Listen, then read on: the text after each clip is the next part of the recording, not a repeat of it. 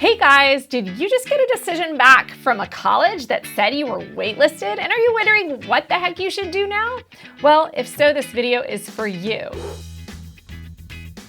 There are ways to improve your chances of getting into a university that has waitlisted you, and that's what we're going to talk about in this video. But before I get going too much, I recommend that all of you subscribe to our YouTube channel by clicking subscribe below this video. And if you or anyone you know is prepping for the ACT, because you guys probably aren't prepping for the ACT, but if you have friends that are prepping for the ACT, oh my God, please tell them about SupertutorTV. And check out the best ACT prep course ever at SupertutorTV.com. It's over 50 hours of video-based preparation with me. It's a complete course for the ACT.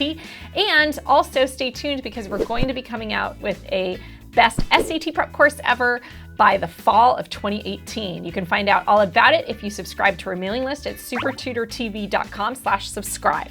Okay, so let's get started. What I'm going to talk about in this video are the steps that you guys can take to try to put your best foot forward and have the best chance possible of getting off a wait list.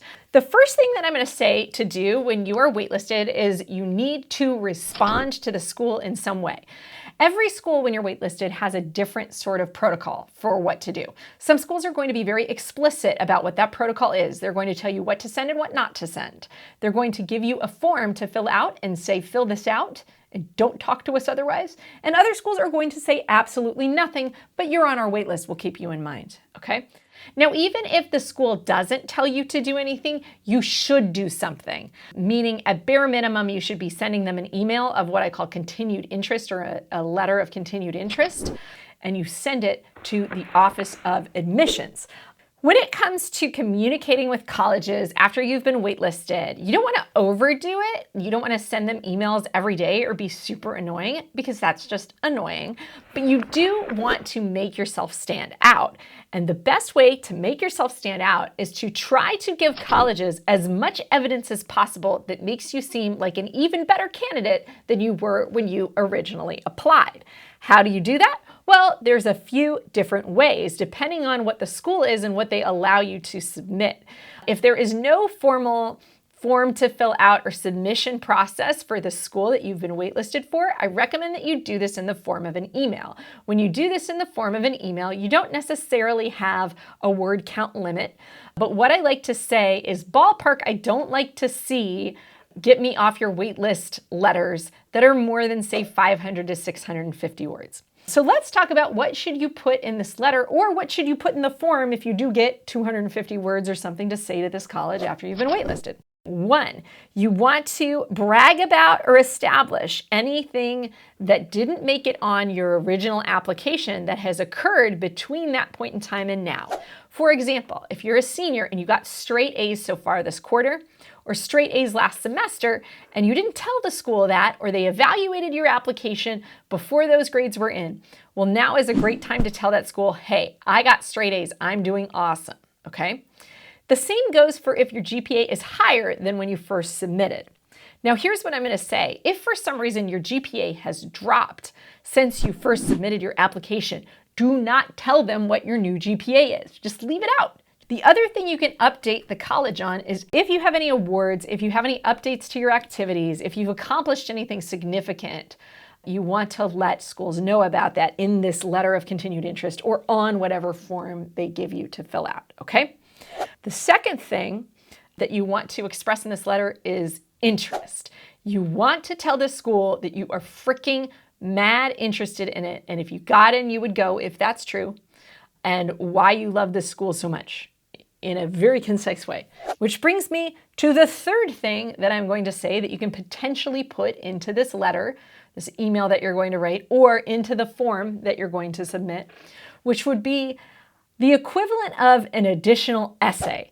It doesn't have to be a formal essay. It doesn't have to be a complete essay. It could even be a single paragraph. So in order to figure out what the best kind of material to put in this essay is, one step that I challenge all of my students, all of my private students who work with me to do, is to go and do a little reflection. And what I mean by that is, now that you've gotten through this whole college application process, you've applied everywhere you're going to apply, and you've probably gotten some decisions back, some that are probably yeses. I want you to go back through all of your applications and ask yourself, did I get into any colleges that maybe are of the same caliber as this school where I'm waitlisted? But I would rather go to this school where I'm waitlisted than this school I got into.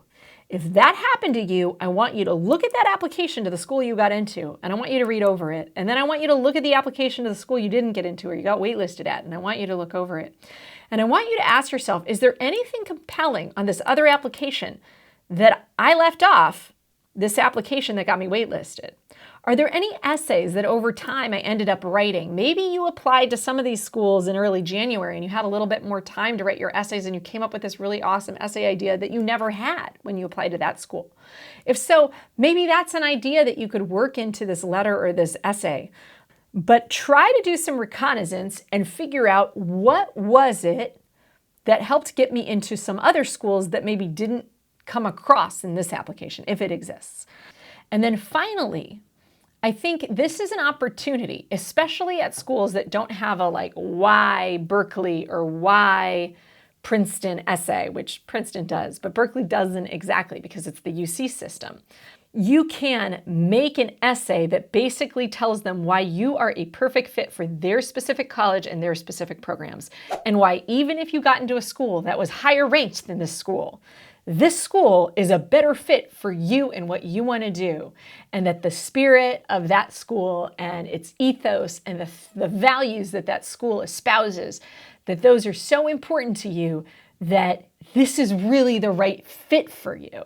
It's not just it's the right caliber of school for you, it's the right fit for you. If you really feel that that's true of a school that you have been waitlisted at, tell that story as concisely as you can.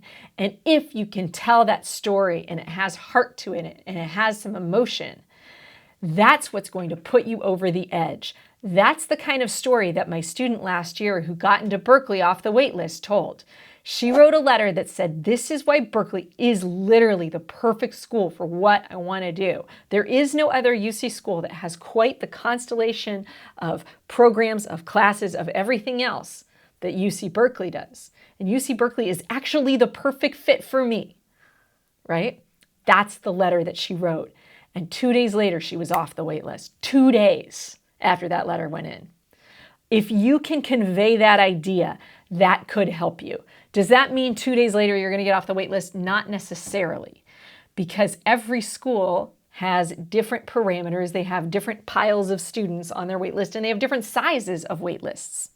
My third point and my final point is that you guys really need to be realistic about how you go about this process of trying to get off wait lists. And what I mean by that is it really depends school by school what your chances are of getting off a wait list. Berkeley, which I was talking about earlier, any given year at Berkeley, approximately 40 to 60% of people get off the wait list. It has a pretty small wait list.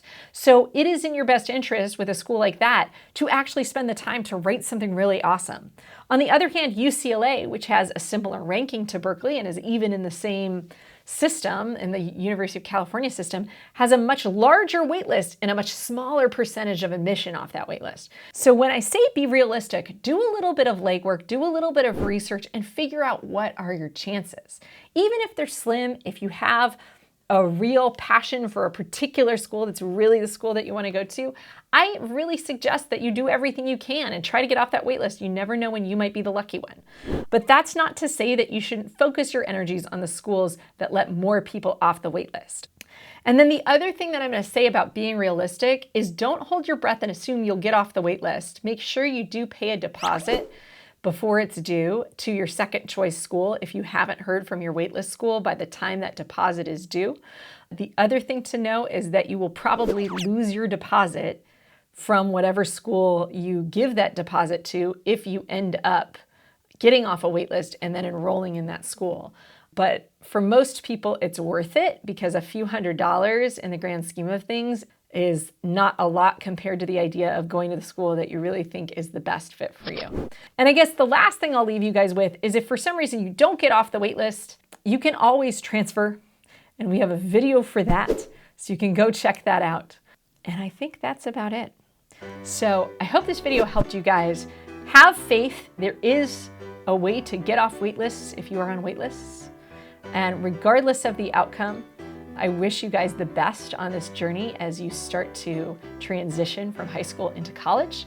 If you have friends who are younger, please tell them about SupertutorTV. If you've benefited from what we have here, I bet those younger friends could benefit from it too. I hope to see you guys next time, and good luck trying to convince some schools to get off the wait list. I'll see you guys later. Bye-bye.